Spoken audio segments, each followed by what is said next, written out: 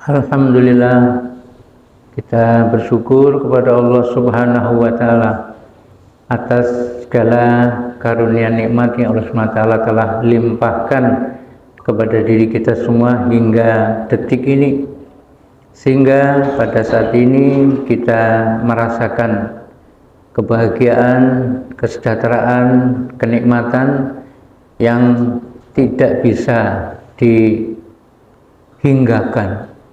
Ini semuanya adalah karena rahmatnya Allah SWT kepada hamba-hambanya. Kita bersyukur kita kemarin telah melaksanakan ibadah kurban. Maka banyak sekali hikmah yang bisa kita ambil dari ibadah pengorbanan Nabi Ibrahim alaihissalam dan Nabi Ismail alaihissalam putranya. Tidak bisa dibayangkan ya, betapa besar pengorbanan Nabi Ibrahim alaihissalam yang kemudian Allah merintahkan kepada beliau untuk menyembelih putranya. Kalau menyembelih hewan kurban, dan memang Nabi Ibrahim alaihissalam pada waktu itu suka sekali berkorban. Suatu ketika pernah bahkan beliau menyembelih 1000 ekor unta, 1000 ekor kambing dan 300 ekor unta. Itu pengorbanan beliau memang sangat senang sekali untuk berkorban, sehingga kemudian sampai-sampai beliau mengatakan, jangankan menyembelih kambing yang begitu banyak, 1300 ekor unta, bahkan kalau kemudian Allah memerintahkan saya untuk menyembelih anak pun akan saya kerjakan. Karena pada waktu itu Nabi Ibrahim alaihissalam belum punya anak. Jadi gampang saja, enak saja mengatakan seperti itu. Itu terucap seperti itu. Maka kemudian suatu ketika itu tadi Allah SWT menagih ucapannya. Ya, tapi ternyata alhamdulillah memang Nabi Ibrahim alaihissalam kecintaannya kepada Allah SWT tidak bisa dibandingkan ya. Bahkan kecintaannya kepada istrinya, kepada anaknya, buah hatinya yang lama ditunggu-tunggu ya. Kemudian Allah SWT memberikan putra kepadanya, dan ketika sedang sayang-sayangnya kepada putranya malah disuruh disembelih. Ini bukti bahwa benar-benar Nabi Ibrahim AS itu adalah cintanya kepada Allah SWT tidak hanya sekedar ucapan. Jamaah salat maghrib yang dirahmati Allah SWT, dari sini kita bisa mengambil hikmah yang sangat besar. Di antaranya tadi itu, jadi ucapan kita itu akan dinilai oleh Allah SWT ya. Kita mengatakan, ya Allah, aku mencintai Engkau. Ya Rasulullah, saya mencintai Engkau. Tetapi betulkah kita itu benar-benar mencintai Allah dan Rasulullah SAW? Qul in kuntum tuhibbunallah fattabi'uni yuhibbukumullah wa yaghfir lakum dzunubakum wallahu ghafurur rahim. Katakanlah wahai Muhammad, Nabi Muhammad, kalau kamu mencintai aku Allah, maka ikutilah ya, apa yang telah dikerjakan oleh Rasulullah SAW. Sehingga ketika kita mengatakan, ya Allah, aku mencintai Engkau, ya Allah, aku mencintai Rasulmu, ya Allah, itu tidak hanya sebatas ucapan saja, tetapi harus ada bukti kecintaan kita kepada Allah, bukti cinta kita kepada Rasulullah SAW ya mengikut Rasulullah SAW. Apa yang telah dicontohkan oleh Rasulullah SAW kita ikuti. Ya, ada 3 hal: surah, sirah, dan sarirah. Apa itu surah? Kalau kita memang betul-betul mencintai Rasulullah SAW, maka kita mengikuti surah. Surah itu penampilan Rasulullah SAW ya. Bagaimana Rasulullah SAW itu berpenampilan ya. Rasulullah SAW itu ya disebutkan memelihara jenggot. Nah, kemudian bagaimana Rasulullah SAW itu menggunakan memakai topi, ya, sorban, menyukai warna putih dan sebagainya, ya. Kemudian sirah, ya. Sirah itu perilaku dari Rasulullah SAW. Nah, bagaimana kita mengikuti, ya, bagaimana ibadah beliau, bagaimana dalam keseharian beliau, ya. Beliau juga manusia yang butuh makan, butuh minum, berkeluarga, bekerja dan sebagainya. Maka ketika kita kemudian meniru-niru Rasulullah SAW, itu insya Allah merupakan bukti bahwa kita mencintai beliau. Dan yang paling tinggi adalah sarirah. Sarirah itu apa? Cara berpikir Rasulullah SAW. Penampilannya oke, ya, kita berpenampilan seperti Rasulullah SAW, ya, pakaian takwa, ya, berpenampilan sebagaimana orang yang beriman, ya, bagus penampilannya. Ibadahnya oke, alhamdulillah, ya, kita sudah mencontoh kepada Rasulullah SAW, ya, ibadah kita, kemudian keseharian kita, mencontoh kepada Kanjeng Nabi Muhammad SAW, bekerja kita dari bangun tidur sampai tidur kembali kita mencontoh Kanjeng Nabi. Tetapi kemudian apakah cara berpikir kita itu sudah seperti cara berpikirnya Rasulullah SAW? Nah, ini yang kadang kita tidak sadar, ya. Oke, alhamdulillah, cara penampilannya, perilakunya, ibadahnya sudah. Tetapi kadang lupa cara berpikirnya belum sebagaimana cara berpikir Rasulullah SAW. Bagaimana cara berpikir Rasulullah SAW? Rasulullah SAW yang beliau pikirkan adalah apa?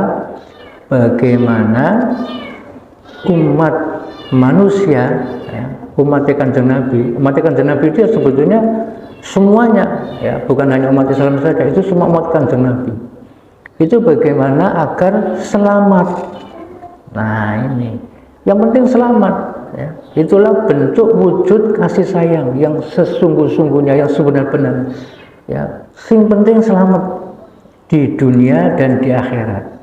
Nah, itulah wujud kasih sayang, itulah kasih sayang sesungguhnya. Kalau kita betul-betul mencintai, mengasihi sesama umat manusia, maka kita pikirkan keselamatannya.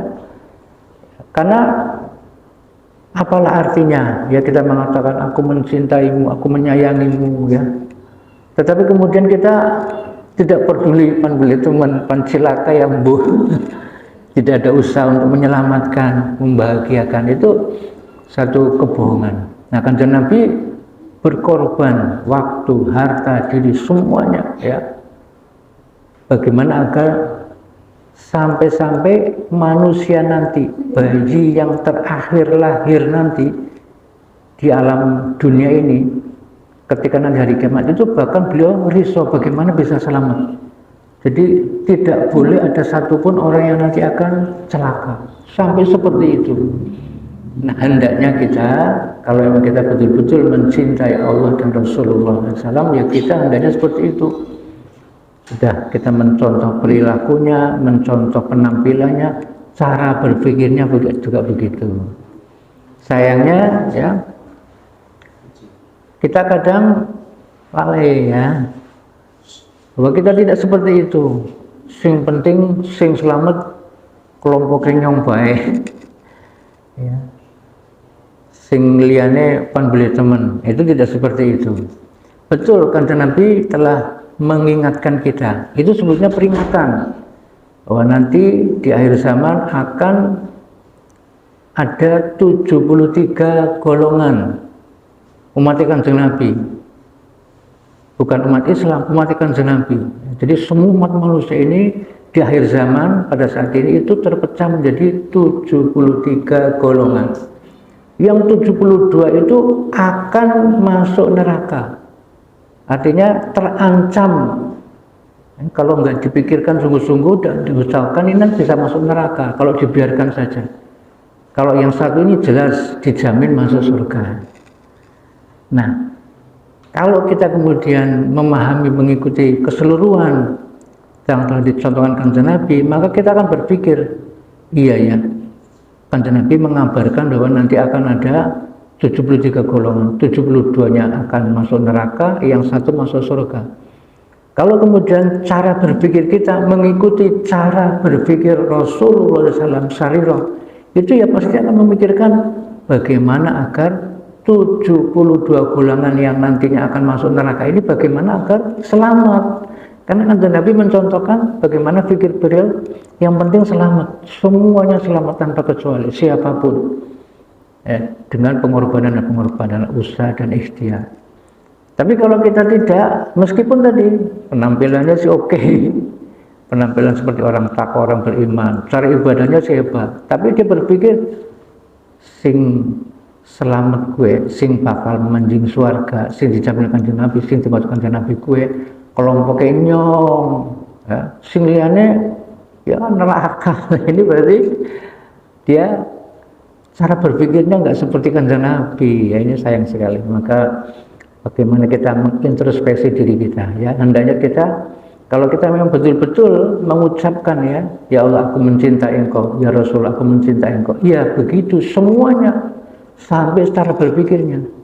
Dan bukti kita mencintai Allah Rasulullah, kita juga mencintai kepada seluruh manusia. Yang kita pikirkan bagaimana mereka bisa selamat, ya. Yang bisa menyelamatkan siapa? Allah Subhanahu wa Ta'ala. Yang bisa menyelamatkan Allah Subhanahu wa Ta'ala. Lah, apakah harta kita bisa menyelamatkan? Tidak. Ya. Pangkat jabatan apakah bisa menyelamatkan? Boten saged. Ya. Kemudian keturunan kita, ya, tidak bisa. Orang yang terdekat kita, teman kita, bisa menyelamatkan kita? Tidak bisa. Ya. Tidak ada yang bisa menyelamatkan kecuali Allah Subhanahu wa Ta'ala yang bisa menyelamatkan kita. Sehingga Kanjeng Nabi tidak berpikir bagaimana agar orang itu kaya, orang itu bagaimana punya harta, orang itu bagaimana memiliki tubuh yang kuat, tidak, ya. Jadi siapapun, walaupun mungkin ya dia tidak punya apa-apa, tidak punya harta, jabatan tidak punya, ya bahkan secara fisik dia orangnya ya seperti itulah, ya banyak kekurangan, tetapi dipikirkan yang penting selamat, yang penting selamat. Maka penting sekali ya bagaimana kita juga meniru-niru Rasulullah SAW, bagaimana agar tidak hanya diri kita, tapi juga istri kita, anak-anak kita, saudara-saudara kita, tetangga-tetangga kita, ya, bahkan sampai tetangga-tetangga yang jauh, bahkan sampai kepada seluruh manusia. Bahkan Kanjeng Nabi berpikir mencontohkan tadi orang-orang yang nanti di akhir zaman sampai kepada bayi yang terakhir lahir nanti bisa selamat. Makanya kalau dengan begitu, barulah kita dikatakan benar ya cinta kita kepada Allah dan Rasulullah Sallallahu Alaihi Wasallam. Jadi ini penting sekali ya. Ucapan lisan itu ternyata segala-galanya itu berawal dari perkataan, ucapan. Ya. Mungkin kita kadang menganggap itu hanya hal yang sepele lah, ya, hanya omong saja, ucapan saja, apalah arti sebuah kata. Ternyata berawal dari kata-kata. Yang menentukan seseorang itu nanti selamat atau tidak selamat dari ucapan. Maka ini harus betul-betul kita perhatikan, harus betul-betul kita pahami, kita sadari, hati-hati. Jadi kata-kata kita itu nanti akan menentukan segala-galanya. Ada satu orang yang dilahirkan dalam keadaan kafir, ya, dididik sebagai orang kafir, dibesarkan, ya, selama bertahun-tahun dia hidup dalam kekafiran, bahkan sampai 60 tahun atau 70 tahun dalam kekafiran. Kemudian dia mendapatkan hidayah, mau mengucapkan kata-kata, mau mengucapkan asyhadu alla ilaha illallah wa asyhadu anna muhammadar rasulullah. Itu kan kata-kata. Apakah bisa itu kan hanya kata-kata? Tidak. Dengan kalimat itu, dengan dua kalimat itu, maka orang itu dijamin selamat ya dari neraka. Padahal tadinya kalau dia tidak mengucapkan kalimat itu, dia akan dimasukkan ke dalam neraka kekal abadi selama-lamanya. Tapi dengan kalimat itu yang dia ucapkan, maka diselamatkan, diampuni dosa-dosanya, bahkan dihapus, bahkan diubah menjadi satu kebajikan. Dosa-dosa dia masa lalu dirubah menjadi satu kebajikan karena ucapan itu. Maka penting sekali kita pahami, hati-hati dengan ucapan.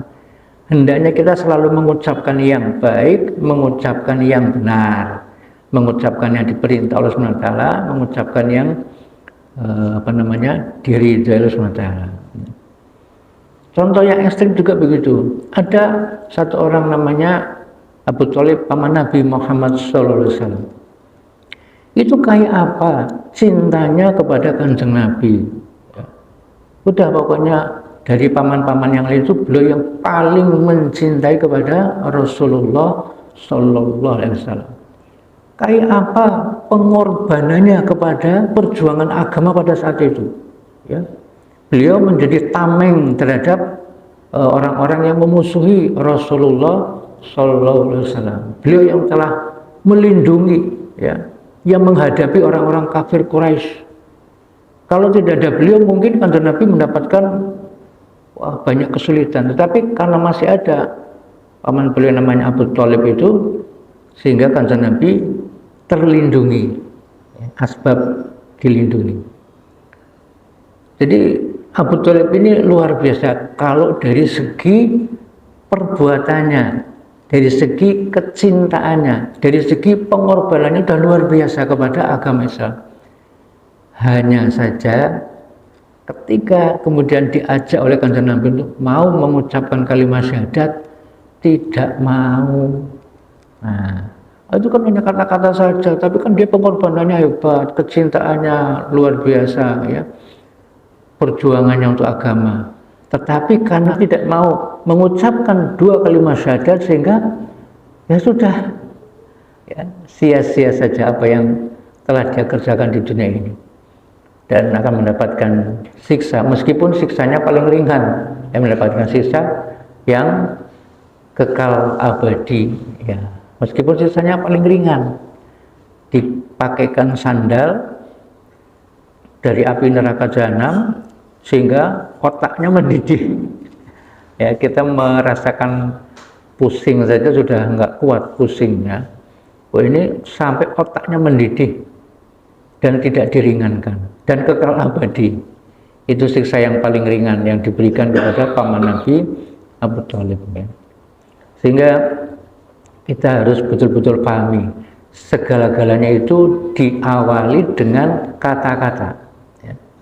Ada juga ini kisah nyata, mungkin kita sudah sering kali mendengar, ya, Abdurrahman bin Sudais. Jadi itu ketika kecil, ya, namanya anak kecil, ya, ya begitulah. Jadi ceritanya akan kedatangan tamu keluarga Abdurrahman bin Sudais ini. Maka ibu beliau telah menyiapkan makanan yang lezat, ya, mungkin sate, gulai dan sebagainya, udah dihidangkan itu. Kemudian Abdurrahman bin Sudais kecil, ya namanya anak kecil, ya, belum nalar, dia ambil pasir, ya. Kemudian itu makanannya sudah dihidangkan itu ditaburi pasir. Padahal sebentar lagi tamunya mau datang. Sehingga ya manusiawi, marah ibunya, marah. Ya, sudah capek-capek masak, sudah tinggal sebentar lagi tamunya datang tinggal dinikmati, tiba-tiba ditaburi yang nggak bisa dimakan. Marah, tetapi alhamdulillah ibunya Abdurrahman bin Sudais itu imannya kuat, ya, kepahaman terhadap agama sempurna, sehingga beliau tahu hati-hati dalam keadaan bagaimanapun, hati-hati ucapan ini nanti akan menjadi betul-betul kenyataan. Sehingga walaupun beliau sangat marah, ya, melihat keadaan seperti itu, tetap terkontrol, terkendali. Maka yang keluar dari ucapannya apa? Marah betul. pergi kamu, sana pergi kamu, jadilah imam masjid Haramain. Untungnya kata-katanya seperti itu. Maka asbab daripada disepataninya ini Abdurrahman bin Zubair kecil, maka jadi betul itu, sehingga beliau jadi salah satu dari imam masjid Haramain. Ya. Maka hati-hati siapapun di antara kita, ucapan, ya, jangan pernah kita mengucapkan sesuatu yang tidak baik. Ini penting sekali, karena ucapan itu nanti akan jadi kenyataan. Ya.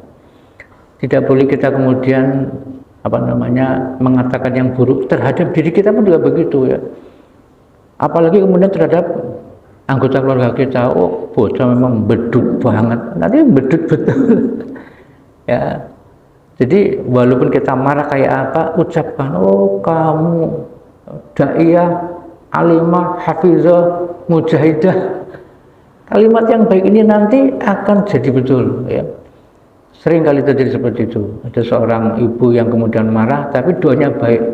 Muga-muga kon dadi bocah sing mulia, kon muga-muga, karena mangkel ibunya, tapi mangkel ucapan yang baik. Ternyata betul, ya. Ketika ini nanti jadi dewasa, setelah dewasa jadi orang yang mulia. Dia bersyukur, ya Allah, seandainya waktu itu ibu saya mengucapkan, oh kon cilaka, aduh naudzubillah min dzalik. Maka penting, ya, jadi ucapan kalimat kita itu hendaknya yang baik, ya. Tidak hanya ucapan, ya, cara berpikir kita itu juga harus cara berpikir yang baik, ya. Hati kita itu juga hati yang baik, ya. Allah Subhanahu wa ta'ala akan mengikuti persangkaan hambanya. Jadi Allah Subhanahu wa ta'ala kan tahu, ya, persangkaan hambanya, hati, apa yang dalam hati kita tahu, apa dalam pikiran kita tahu. Dan nanti Allah SWT akan mengikuti, ya. Kalau kita berpikir positif, berpikir prasangka baik, ya nanti akan diwujudkan. Berkata-kata yang baik, berpikir yang baik, berprasangka yang baik, niat yang baik akan wujud betul itu, ya. Jadi hati-hati, jangan sampai kita mengucapkan kata-kata yang tidak baik, berpikiran buruk, prasangka buruk, ya sudah. Jadi ya, bukan salah siapa-siapa sebenarnya. Keadaan kita dan ini keadaan ini kayak sih, ya, kayak yang susah, kayak yang jangan-jangan kita, ya, ucapannya ucapan yang kurang baik. Jangan-jangan kita prasangka buruk pada Allah SWT, ya. Kita nggak mau berdoa. Orang kalau tidak mau berdoa itu ya sombong sebetulnya. Kanjeng Nabi Muhammad SAW itu mencontohkan, dan para sahabat juga sudah mencontohkan. Jadi kalau kita minta kepada Allah SWT itu sudah, ya. Bahkan sampai urusan yang sekecil-kecilnya itu, ya, mengeluh pada Allah. Jangan mengeluh kepada makhluk. Mengeluh kepada makhluk tidak ada apa-apanya, ya. Sampai sahabat itu suatu ketika di dapurnya itu tidak ada garam. Tidak ada garam. Apalah garam itu, ya. Itu mintanya kepada Allah, ya Allah, di dapur saya nggak ada garam, ya Allah. Sampai-sampai ada seorang sahabat yang sandalnya, talinya itu putus. Itu mengeluhnya kepada Allah, ya Allah, sandal saya putus, ya Allah, ya. Itu menunjukkan kita itu berhajat mutlak kepada Allah. Sampai hal yang sekecil kita tuh yakin bahwa kita itu tidak bisa apa-apa, ya. Ulama juga mengatakan, jadi kunci agar masalah kita diselesaikan itu jangan pernah percaya kepada segala sesuatu selain Allah. Kita punya masalah, tenang, beres. Nyong kan duwe sawah, beres, butuh pira. Oh, hati-hati. Habis nanti sawah kita diserang hama. Karena kita sudah menyombongkan, seakan-akan, Allah, tenang, Allah itu apa? Saya punya sawah. Oh, sawahnya habis nanti. Kita punya masalah, tenang, saya punya tabungan banyak, saya punya rumah. Oh, hati-hati, ucapan kita itu bisa menjadikan Allah SWT tidak berkenan, maka dihabiskan itu semua nanti. Rumah kita terbakar, semua harta benda kita habis, karena kita mengandalkan, ya. Jadi kalau kita ada masalah, jangan pernah kita mengandalkan makhluk, langsung kembalikan kepada Allah, ya, langsung kepada Allah. Bahkan masalah yang terkecil sekalipun, ya, itu hanya Allah yang bisa menyelesaikan. Kalau kita kemudian sombong, ya, tadi masalah kecil sombong, nanti masalahnya ditambah besar, tambah besar, karena kita sudah menyombongkan diri. Dan kita harus yakin bahwa Allah SWT itu pasti bisa menyelesaikan masalah kita, ya, pasti bisa. Dan ketika kita kemudian tidak berdoa kepada Allah SWT, itu seakan-akan, ya, seakan itu tadi, apa bisa sih Allah SWT menyelesaikan masalah saya? Ini hati-hati, ya, itu bisa mendatangkan kemurkaan Allah SWT. Ya, mbakku punya masalah kok meneng bae sih, ya, malah sing diajak curhat kancane bisa apa kancane, iya itu ya pada baik karo kon, aku malah lebih mumet karo tinimbang kon, ya, malah tambah mumet kita. Jadi masalah apapun segera kembalikan. Allah Subhanahu wa Ta'ala sebetulnya memberikan masalah kepada kita, kata ulama, itu bukan untuk diselesaikan, ya, karena Allah tahu, ya, hambaku itu nggak bisa menyelesaikan masalah, mengedipkan mata saja nggak bisa. Ya sekarang sih kayaknya enak mengedipkan mata, ya, dikira dengan kekuatan dia sendiri. Enggak. Ketika nanti kemudian Allah SWT ambil kekuatan itu, mengedipkan mata saja nggak bisa. Ada orang yang kena stroke, ya, ada orang yang kena lumpuh wajahnya, itu ya membeli.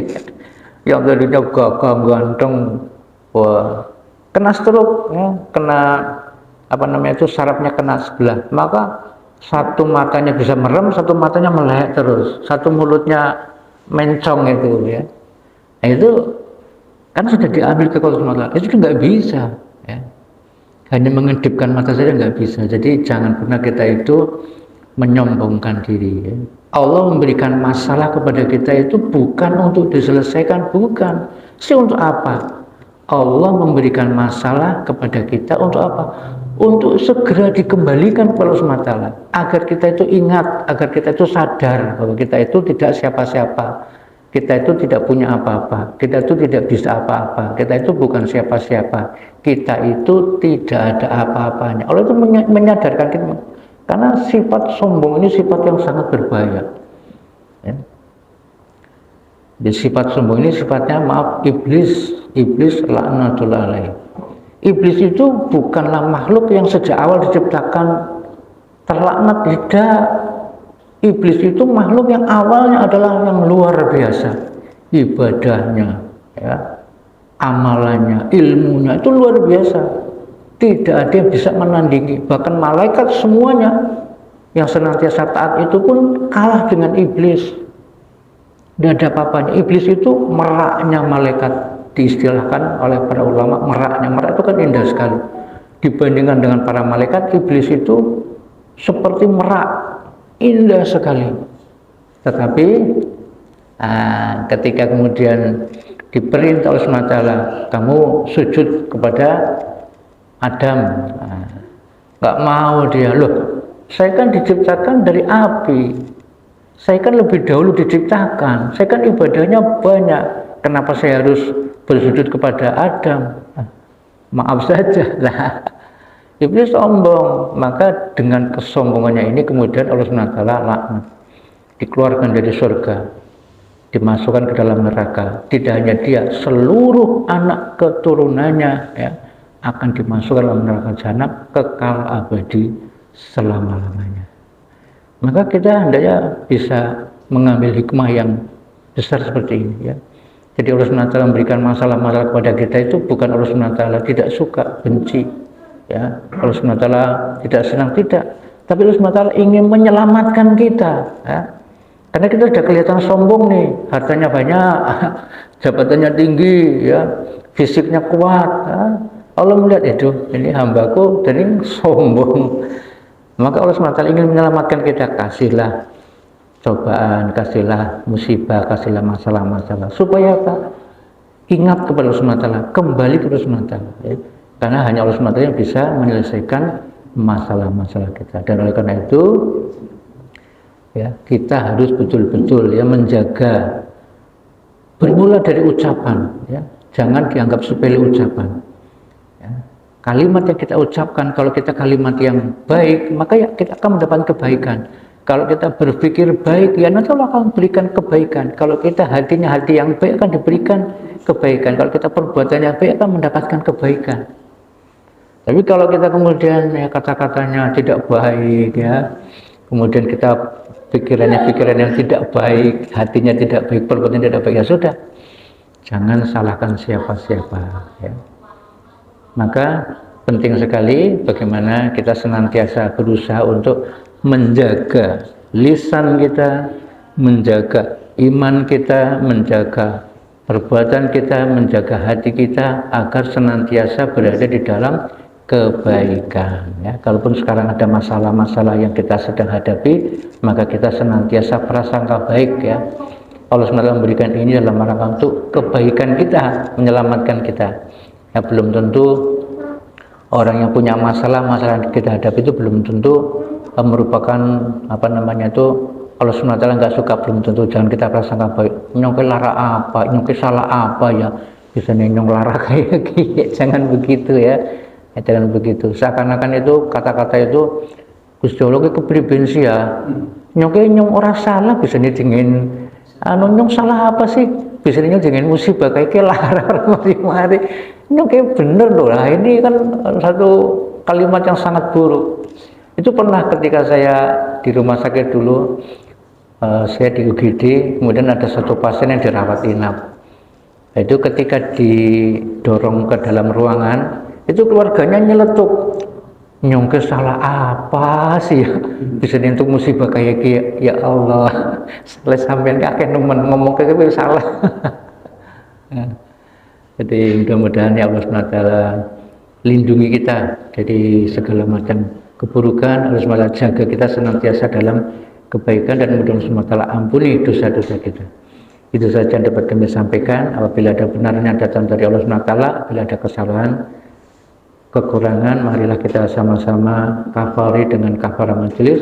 Subhanallah wa bihamdihi, subhanakallahumma wa bihamdika, asyhadu an la ilaha illa anta, astaghfiruka wa atubu ilaik. Wassalamualaikum warahmatullahi wabarakatuh.